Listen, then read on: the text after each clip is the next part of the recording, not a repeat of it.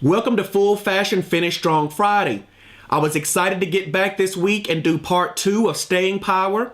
And as I talked about last week, I'd gotten a testimonial from a good friend in sales who had written down a big goal of $200,000 a year. And through beginning, staying with it, and finishing, she achieved her goal. So I want to get back into the power of habits, the power of discipline. But before we can talk about establishing the right kind of habits, we've got to examine the destructive power of bad ones. My pastor calls them strongholds, or something that has a strong hold on you. And I know as people go to my blogs or get my daily sales crumbs or go to my website or listen to this Friday feature, they believe I've got my entire life together. And while I am very proud of the fact that mentally, spiritually, socially, physically, and financially, I'm a balanced person, trust me, I have had my moral failures. As a matter of fact, I want you to know that I can relate to some of the things you may be going through, and I want to expose to you one of those moral failures where I had a bad habit, or in essence, a stronghold. Now, before it gets in too deep, understand that I'm all better now, but it was rough for a while. And honestly, I didn't know if I would make it. You know, I am a fortunate man, and I married the woman of my dreams, literally. I met her in high school when we were 14, and I immediately knew she was the one. Now, it took her a little longer to come around, but we were married 8 years later, the biggest sale I've ever closed in my life. Those first years were really pretty rocky financially, and I took her through a lot, trying to achieve, trying to pursue, a lot of failures, a lot of things that just didn't work, and it left us in some really bad spots. But she is an incredibly strong woman to endure all that we went through. At the lowest point of financial ruin, I was just weak, honestly, and I needed an escape, a release. And I began what I knew was going to be an unhealthy relationship, but I couldn't help it. As with most things, you try to resist. I mean, no one wants to fail. And it didn't happen all at once, but gradually, like most people, I just kind of gave in. I then embarked on, it's still tough even now to talk about it, but I embarked on a 6-year love affair. I would meet her for lunch. I traveled a lot, and she would meet me there. She would go with me. I would even sneak out of bed late at night at home, and she would meet me downstairs in the kitchen. It's so hard to admit even now that I had that major stronghold, a destructively bad habit that might not only ruin my life, but it might kill me. And I'm sharing all of this now because I am all better, but I want this to help you. And so to make this full-fledged, I want you to meet her. Her name is Little Debbie. And while that seems funny right now on the surface, understand that this was a stronghold in my life for a lot of years.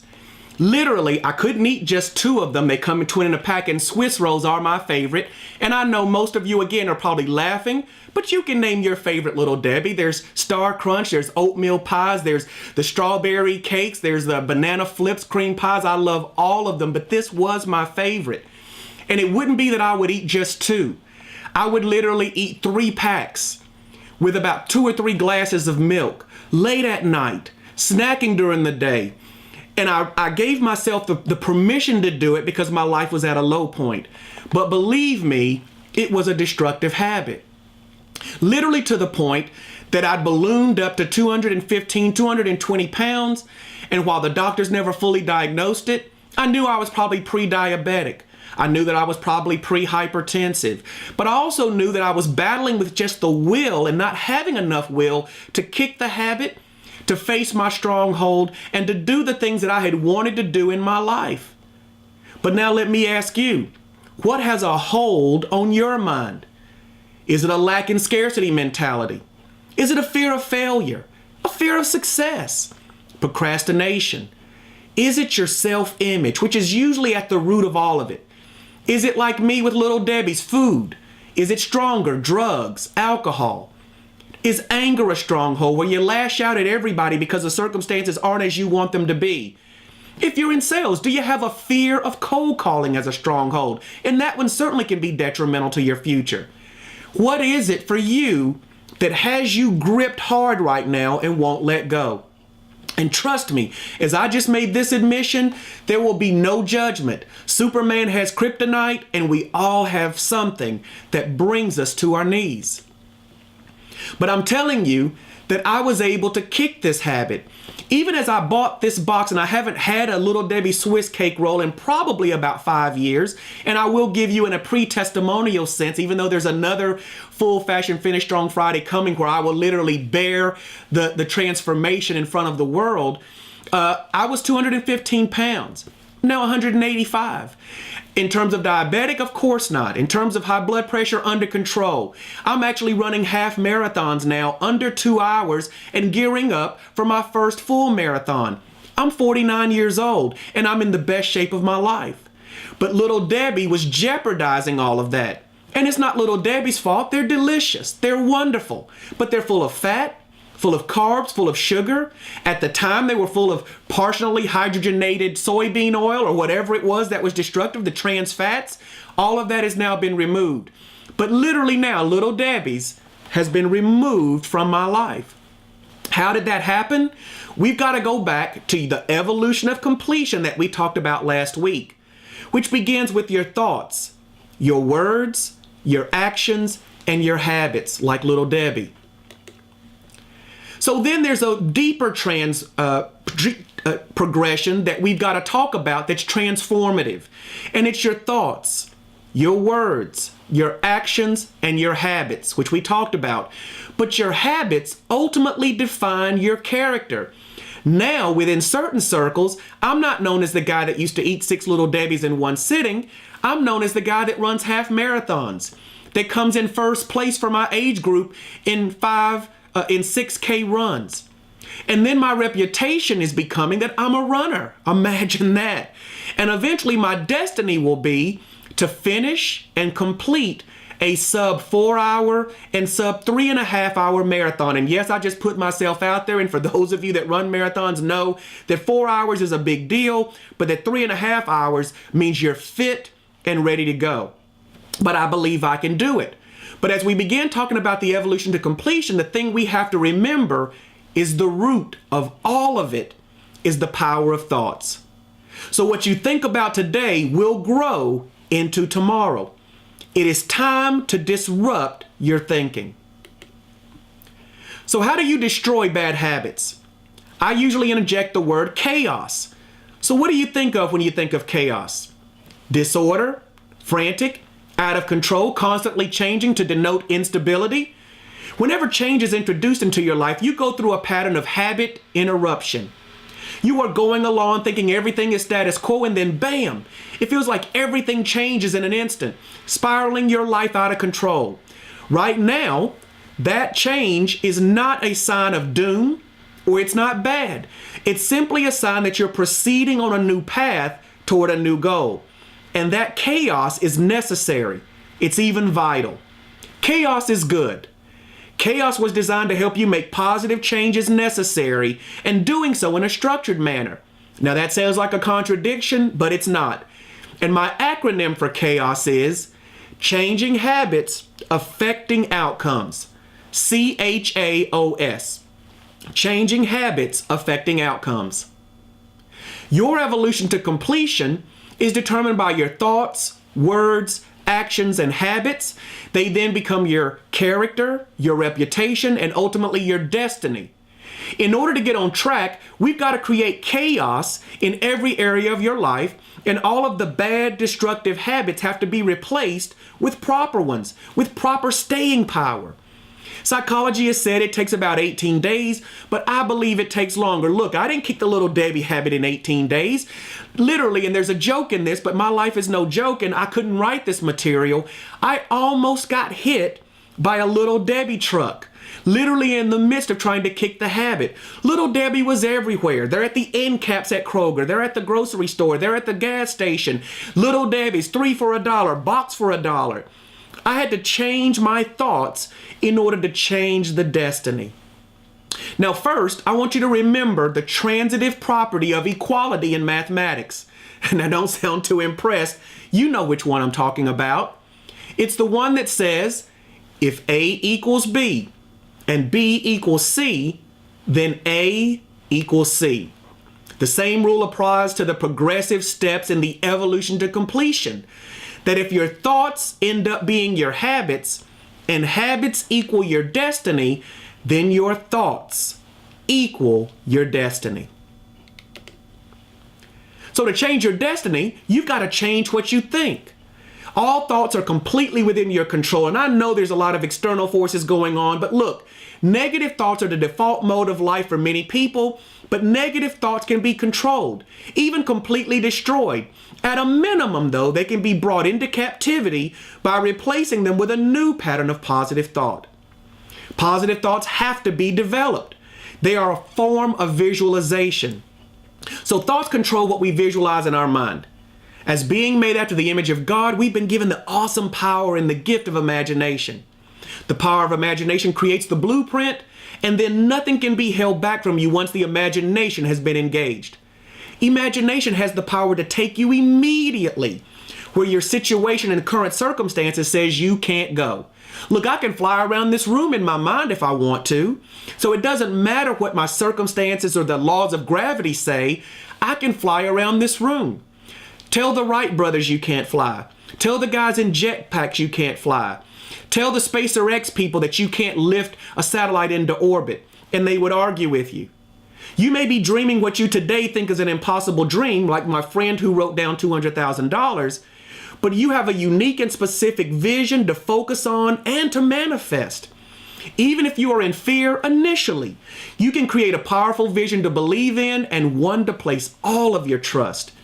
Your vision has to be so vivid and consistent with positive imagery to create an anchor for your faith and for your belief. Your vision can't depart from your mind even when the circumstances look bleak. So here are the requirements for visualizations, your thoughts, in order for them to be effective. They've got to be focused. Your visualization should be based on your goals. That is why it is vital to have your goals written down and for them to be specific. The more detail you can provide, the better. Just saying I want a lot of money, a good husband, or a new car is not enough. You've got to provide the exact details from your written goals so that there is no ambiguity or half-hearted direction to your subconscious. Look, there is no hocus pocus, only intense focus. Your thoughts have to be vivid. Your imaginations, your visualizations have to be vivid. Even though you will be creating the images of your future with your subconscious, you have to create imagery that is consistent with how the conscious mind processes information. Don't think that that's too outer worldly or spooky. So let's take example, you want a new car. Think of that car. You need to visit the showroom and see it. That's sight, conscious mind. Get in the car and enjoy that new aroma. That's the smell, conscious mind. Take hold of the wheel. That's touch, kinesthetic. That's the conscious mind. And then take a test drive and rev up the engine. That's the sound, auditory. That's the conscious mind. As you bombard your conscious mind with all the sensory elements of your goals and dreams, then allow your subconscious mind to take the tangible aspects of your goal. It will incorporate them into those visualizations, and it will magnify and expound on the emotional why this goal is important. Then your subconscious mind will create intense visualizations that will get your juices flowing. Saturating your mind with specific details and real-world facts can only accelerate your achievement of a desired goal. Then your visualizations have to be consistent. Just like a habit, you've got to get into the automatic pilot mode of running your visualizations in your mind. And once you've created that powerful vision, play it often. I like to treat my visualizations like a sitcom. Better yet, a sitcom in syndication. Play it over and over and over. Look, there are some days when the cable stations play one particular sitcom for 24 hours, a marathon. Now, I love Seinfeld, and I watch it when it comes on. I used to. I don't get to watch it as much anymore, but twice a day on television. I've got several seasons on DVD. I can recite most of the lines with them, and even though I know the lines, I still watch. I never get tired of watching. That is the same way to treat your visualizations, your imaginings. Play them over and over. Even though you know your script like the back of your hand, don't take it for granted. And aren't you a big enough fan of your own life to take the time daily to visualize your success? So trust me, as you go through this visualization process, you've got good seed. And as long as your thought, which is the seed of your habit, and ultimately the seed of your destiny, is focused, vivid, and consistent, you will succeed. So you will begin to see your words line up with what you've been thinking. They have to. You will begin to take action on that new mental syntax. Now, it will feel odd at first, as with all new learned behaviors, but it will take time for the seed to germinate and take root. But keep acting as if you're already there, as if you've already gotten the car, as if you've already earned the money, as if you've already lost the weight, as if you've already found the spouse, the perfect mate. Then, as the new behaviors and actions are congruent with what's in your mind, your words, your initial actions, and then your higher levels of discipline, your habits, will all begin to line up and lead you to a certain path. And this is something I said to my friend. I said that when you begin to think, you begin to see things are possible. When you begin to act, you actually begin to see things are probable. But when you ingrain a behavior where you will lose come hell or high water, you then begin to see things as inevitable. Ultimately, your habits will reflect the highest state of being, which means you're not trying, you're not using effort. It's simply a natural extension of who you are. So this is Brandon Clay, and I believe in staying power. I believe in you. I believe in what you can be, what you can have, and what you can accomplish in this life. I believe that staying power is the foundation of that achievement, and I believe that if you do the things I've outlined in the last 2 weeks, and that I'll continue to outline over the next several, that you will reach a higher phase of life, a higher stage of accomplishment, and you will begin living life to the full. But until then, I want to wish you money, power, success.